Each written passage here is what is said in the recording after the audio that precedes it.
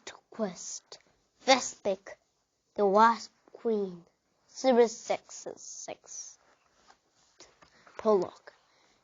Queen Romani of Caonia gazed angrily at a wasp that flew through the window of the north turret. She batted it to the floor and crushed it under her heel. The young wizard Mark was speaking to her, but she couldn't hear because of the buzzing in her ears. "Speak up," she said. Mark moved closer to her. "Your Majesty, the plague of wasps is getting worse," he reported. Your people are beginning to panic. Something must be done." Letting out a sigh, the cream packed from one side of the turret room to the other. Copper-colored hair flickered behind her, and knuckles were white from gripping her bone staff so tightly. "May the wasp have chased away the last of my palace guards," she said, with a growl of frustration. "Those who haven't gone to deal with the rearers and looters.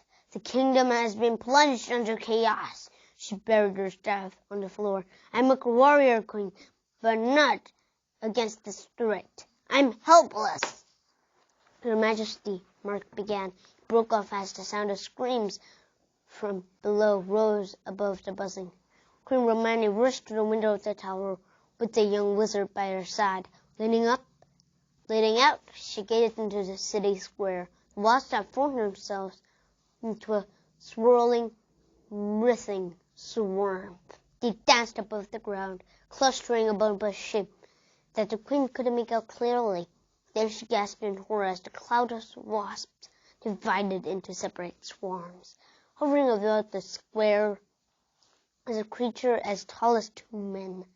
Four fluttering wings sprouted from its back. A human-shaped torso ended in a body striped in yellow and black. It tapered into a long, cruel sting that glowed brilliant green. "She must be the Wasp Queen. Queen Wasp," Romani whispered.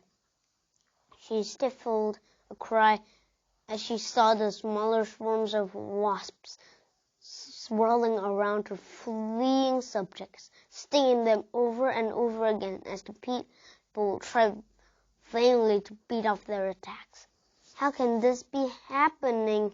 she demanded, her fists clenched around her bone staff. "It's the work of the dark wizard Bamel," Mark told her. "He has traveled around your kingdom, bringing unrest and destruction wherever he goes. The giant wasp, Vespic, is a beast enslaved to Bamel. She has dared to set foot in your capital. That means Bamel himself can't be far behind. Look!" Queen Romani interrupted, holding down. Vespic had caught sight of her and was flying up towards the top of the turret, with the swarm flowing in her wake. The beast soared past the window, glaring at Romani with bulging eyes, vanishing from sight. Romani clutched the windowsill as the stone tower shook and rattled.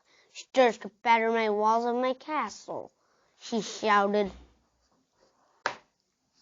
More wasps buzzed through the turret window.